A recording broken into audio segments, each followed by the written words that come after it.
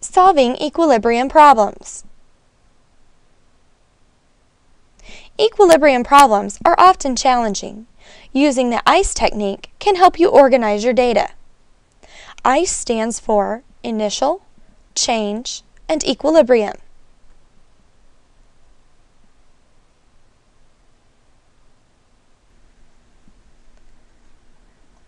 How to use an ICE chart.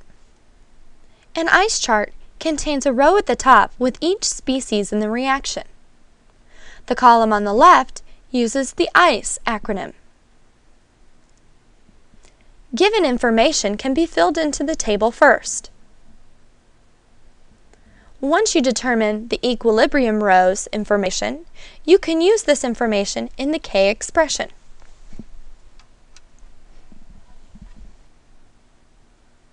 To use the change row, use the stoichiometric ratios from the balanced equation.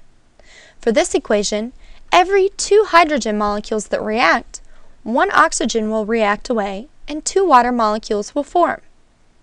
Therefore, the change row in this ICE chart would be -2 for hydrogen, -x for oxygen, and +2x for water.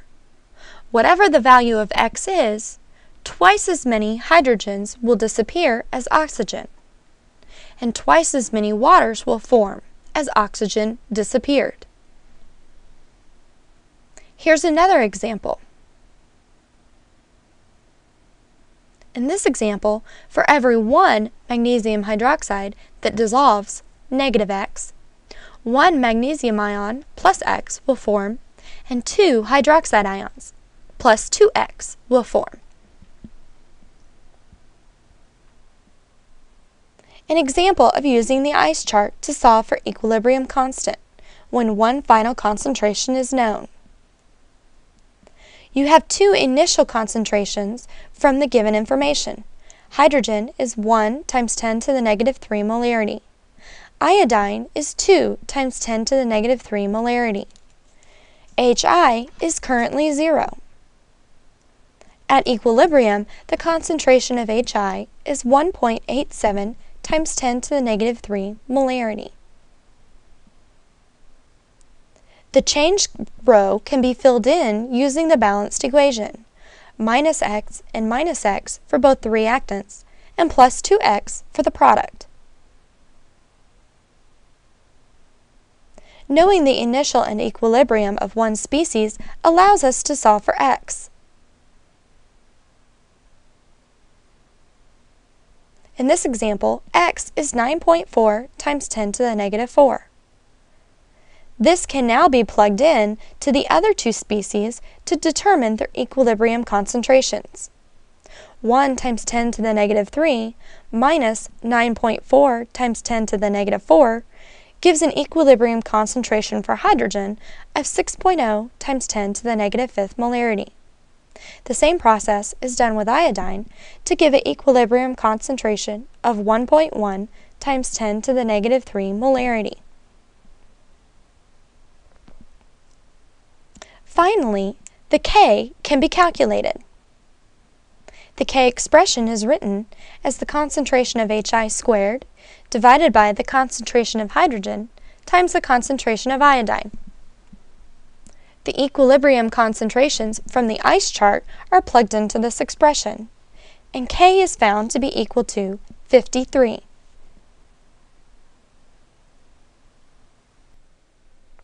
The quadratic formula is used to solve for x in an equation that contains both x and x squared.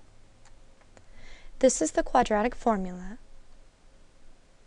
used to solve this equation.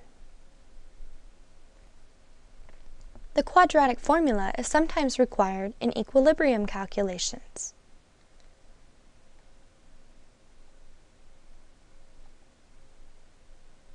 Here's the quadratic formula. Using the equation above, A, B, and C are identified. They are then plugged into the quadratic formula, which is solved using both the plus sign and the negative sign. Most chemistry applications of the quadratic formula do not allow for a negative answer for x. The positive answer does not always come from using the addition sign, so you still must solve for both answers. Some equilibrium calculations require the use of the quadratic formula.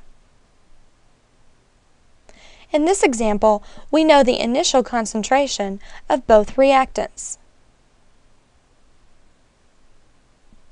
We know the change from the balanced chemical reaction. However, we don't know any equilibrium concentrations. Therefore, we cannot figure out the x. Expressions can be written for the equilibrium concentration of each species. These expressions can then be plugged in to the equilibrium constant expression. We know the equilibrium constant is 50.5. This will equal 2x squared divided by 1 minus x times 2 minus x. The FOIL method is used to simplify the expression. Algebra is then used to rearrange the expression into the ax squared plus bx plus c equals 0 format.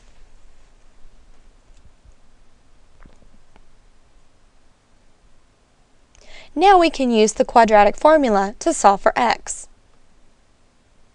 A is negative 46.5, B is 151.5, and C is negative 101. These are plugged into the quadratic formula, and the two possibilities are either 0.94 or 2.31.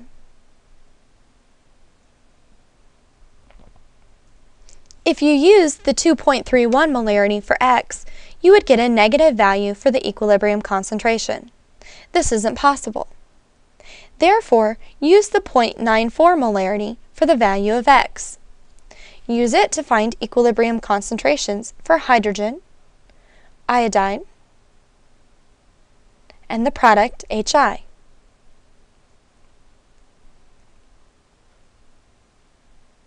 When equilibrium constants are very tiny, only a very small amount of the reactant disappears and forms products. This very small amount that reacts away is insignificant compared to the initial value. Therefore, you can assume that the final value is approximately the same as the initial value. You can do this for equilibrium constants that are 10 to the negative fifth or smaller. For example, 0.25 molar plus x is basically 0.25 molarity because the x is so tiny.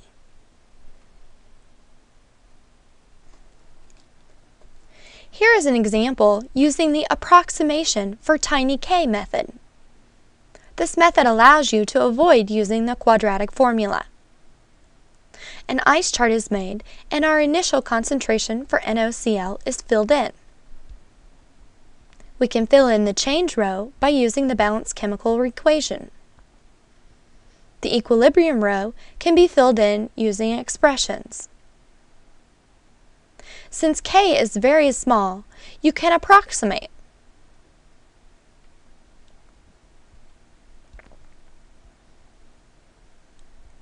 Write the k expression and plug in the approximations into it. Simplify the expression and solve for x. This gives you an x of 0.01 molarity. The solubility is the amount of a solid that will dissolve to form a saturated solution. It's the maximum amount of solid that will go to 0 per liter. To solve for solubility, put the initial concentration of the solid as x, and the final concentration of the solid as 0, as if it would all react away. The rest of the ice chart can then be filled in. The change row is filled in from the balanced equation. Equilibrium constant expressions can be written. The KSP expression is written and the information from the equilibrium row of the ice chart is plugged in. The equation is simplified and solved for x. X is found to be 3.2 times 10 to the negative sixth. Remember, we defined x as the amount of solid that would react away to be 0 and would completely dissolve. Therefore, this x is the maximum solid that would dissolve. This is the solubility.